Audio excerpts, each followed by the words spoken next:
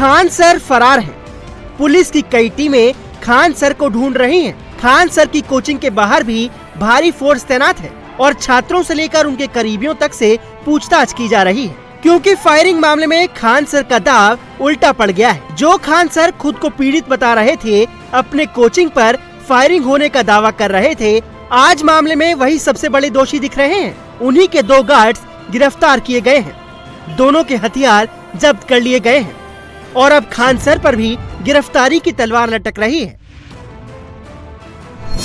कदम कुआं थाने में फैजल खान उर्फ खान सर के खिलाफ हत्या की कोशिश और आर्म्स एक्ट के तहत केस दर्ज किया गया है। खान सर के गार्ड्स ने पुलिस को बयान दिया है कि खान सर ने ही उन्हें फायरिंग करने को कहा था। ऐसे में बीएनएस की धारा 109 के तहत ये केस दर्ज किया गया है, जिसमें 10 साल तक की जेल और जुर्माने का प्रावधान है। फायर होने के बाद जो 2 व्यक्ति जो वीडियो में दिख रहे हैं फायरिंग करते हुए, उनको पहचान करके उनको गिरफ्तार किया गया है और उनको भी भेजा जा रहा है। उनके हथियार जब्त करके फिसल जांच कराया जा रहा है। आगे जो जांच में आएगा और उसके सबूत जो मिलेंगे हम लोगों को उस हिसाब से कार्रवाई की जाएगी। जैसे मैंने आप लोगों को बताया कि जिस तरह का लोगों को एविडेंस आएगा उस हिसाब से कार्रवाई होगी और इसमें जिसके ऊपर भी एविडेंस आएगा, विधि व्यवस्था या अपराध में जिसके ऊपर भी होगी, उन सब पे सख्त कार्रवाई की जाएगी। सबूतों के आधार पर आगे कार्रवाई की।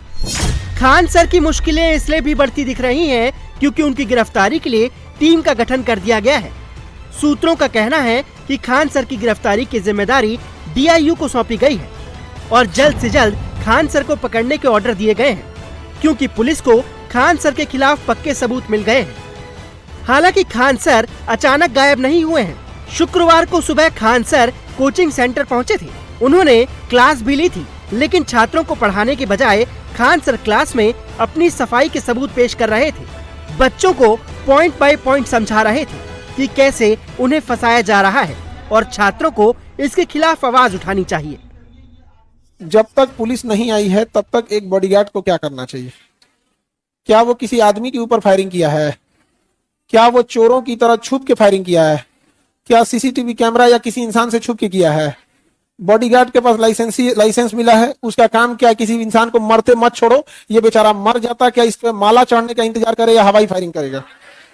क्या उसने हवाई फायरिंग किया कि नहीं किया है? किसी से छुप के किया है? अगर उस बॉडीगार्ड के जगह कोई पुलिस वाला भी रहता तो पुलिस भी क्या करती है?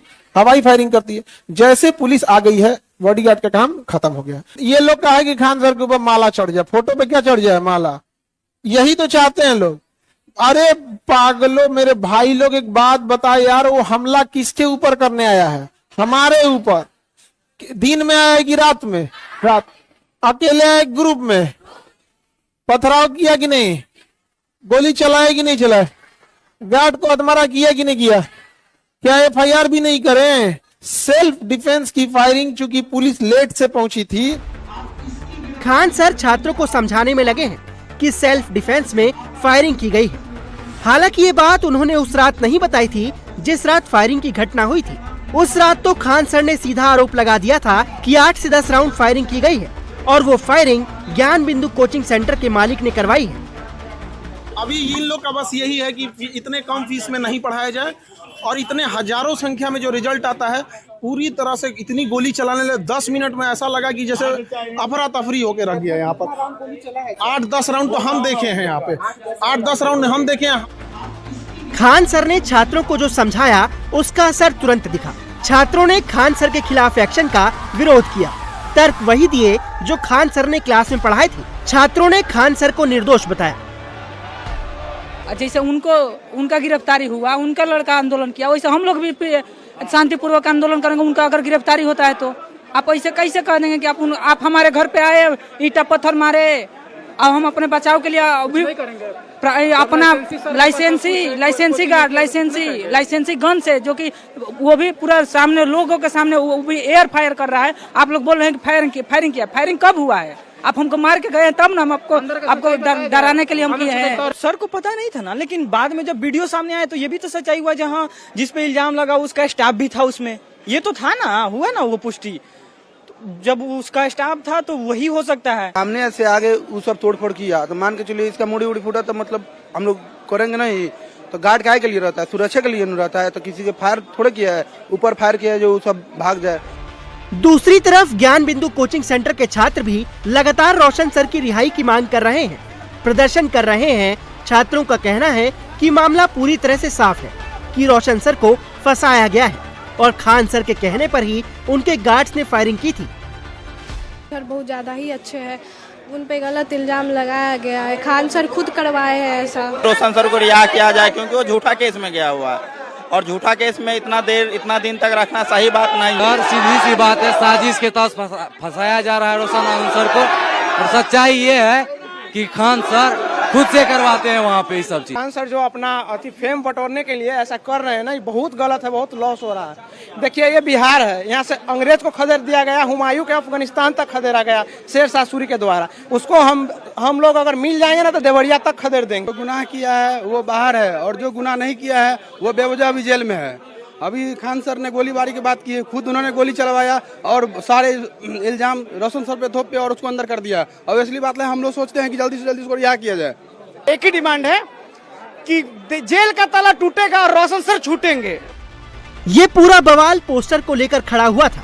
ये 2 जून का वीडियो है जिसमें साफ दिख रहा है कि ज्ञान बिंदु कोचिंग का पोस्टर उतारा जा रहा है और जो शख्स पोस्टर उतार रहा है ये वही गार्ड चुनचुन है जिसे लोगों ने पीटा था। हैरानी की बात यह है कि चुनचुन किसान कोल्ड स्टोरेज का गार्ड है, खान सर के कोचिंग सेंटर का नहीं। दरअसल पटना का मुसल्लहपुर इलाका जहां सारे कोचिंग सेंटर हैं, उस कैंपस का मालिकाना हक किसान कोल्ड स्टोरेज का है, जिसके मालिक डीबी प्रसाद हैं। आरोप है कि डीबी प्रसाद और रोशन सर की कोचिंग को लेकर पहले से तनातनी है।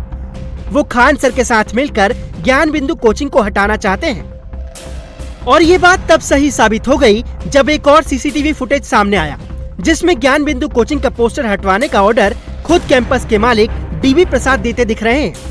जब गार्ड चुनचुन ज्ञान बिंदु का पोस्टर उतार रहा था तब कैंपस मालिक नीचे से गार्ड चुनचुन को इंस्ट्रक्ट कर रहे थे।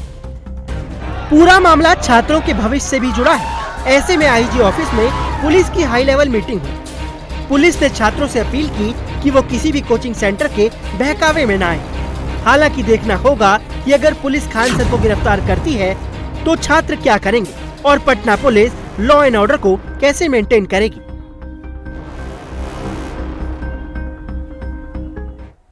एक तरफ खान ग्लोबल स्टडीज के संस्थापक खान सर की मुश्किलें बढ़ रही हैं तो दूसरी तरफ उनके पैतृक गांव में लोगों ने बड़ा आरोप लगाया। खान सर के पैतृक गांव भाटपारानी से लोगों ने बताया कि खान सर का नाता शुरू से ही विवादों से रहा है। खान सर के चाचा इमरान ने कहा कि खान सर बच्चों की जिंदगी से खिलवाड़ कर रहे हैं और खान सर ने ही फायरिंग करवाई होगी ताकि लोगों के बीच चर्चा में रहें। उस रिश्ते में मैं चाचा लगता हूँ। हम लोग को परेशान करने के लिए ये हमारी मकान है, झूठ मूठ का कि सड़क के रूप उसमें एप्लीकेशन देके कि सड़क पे इन लोगों ने कब्जा कर रखा है। वो बहुत गंदे प्रवृत्ति का आदमी, वो अपने सामने किसी को देखना नहीं चाहता है। बहुत महत्वाकांक्षी नटवर लाल जैसे वो आदमी इतना पैसे और रुपए का गुरूर और घमंड है कि अब अपने सामने किसी को देखना नहीं चाहता है। ये सब अपने आप को भगवान समझ लिया है और मासूम छात्र जो उसके क्लासेस करते हैं यूट्यूब पर या कोचिंग में क्लासेस करते हैं उसके इस साजिश को समझ नहीं पाते हैं। कितने घटिया स्तर की कोचिंग उसके यहाँ होती है, क्या वही पढ़ के उसी के यहाँ से वो लोग IAS PCS बनेंगे? एक पुलिस में चयन होता है तो कहता है कि 10 लोग हो गए, 20 लोग हो गए, ये नटवर लाल ही कर सकता है। ये उसी की साजिश है। वो जानबूझ के उसने फायरिंग करवाया कि हमको व्यूज मिलेगा और हमारी धमक बनेगी, प्रशासन शासन हमको तवज्जो देगा और दूसरे की कोचिंग समाप्त हो जाएगी। इस आदमी को कड़ी से कड़ी सजा होनी चाहिए, इसकी जमानत नहीं होनी चाहिए। ये कोचिंग माफिया है। खान सर के चाचा के अलावा गांव के और भी लोगों ने खान सर पर गंभीर आरोप लगाए। लोगों का कहना है कि फैसल खान का परिवार गांव भर के लोगों को धमकाता है, ऊंची पहुंच की धमकी देते हैं और कई कामों में तो रुकावट तक पैदा करते हैं। तो इधर का उधर बतियाते ही हैं। मेरे मोहल्ले में विंध्यवासिनी कॉलोनी में उनके पिताजी जमीन ले लिए, उसके बाद वो सड़क और के निर्माण के लेके मेरा छड़की ढहवा दिए। यही नहीं, उनके पटीदार हैं, उनका ढहवा दिए, मेरा ढहवा दिए, 2 एक और लोग के ढहवा दिए। उसके बाद कह रहे हैं कि मैं यहाँ इलाहाबाद जाऊँगा, यहाँ वहाँ लड़ूंगा। उसके बाद कह रहे हैं कि लेखपाल को किसको घूस दे के 2 साल से लगे थे वो ढहवाने के लिए, क्योंकि वो पैसे के बल से उनका अहम इतना है उनके पिताजी का कि क्षेत्र में कहते हैं कि मेरे जैसा कोई धनिये नहीं है। फायरिंग की बात यह है कि अपनी टीआरपी बनाने के लिए कुछ भी आदमी कर सकता है। मामूली नाली बन रही थी सर यहाँ पे हमारे वार्ड में, और उस नाली को खान सर द्वारा रोक दिया गया था। अब इससे ज़्यादा मैं क्या कहूँ। नगर पंचायत की नियम सबके लिए सामान्य है, उनके लिए भी सामान्य है। नगर पंचायत की नियम दूसरे पर लागू होती है, दूसरे की बाउंड्री नगर पंचायत के नियम के तहत वो गिरवा सकते हैं, लेकिन लेखपाल द्वारा नापा गया सड़क, उसके बाद नाली बननी थी तो 17 फीट पे नहीं बना, लेखपाल द्वारा नापने पे 13 फीट पे कंप्लायंस पे चलाया गया। उसके बाद भी उनकी रोक थी, जिद थी, ईगो बना लिए थे। हमको धमकाया जा रहा था, उस समय मैं सभासद हूँ यहाँ का, हमको भी धमकाया गया था कि ढेर ईगो मत पाला। तो कहीं ना कहीं ये दिख रहा है कि ये खान सर नहीं, अभिमान सर हैं।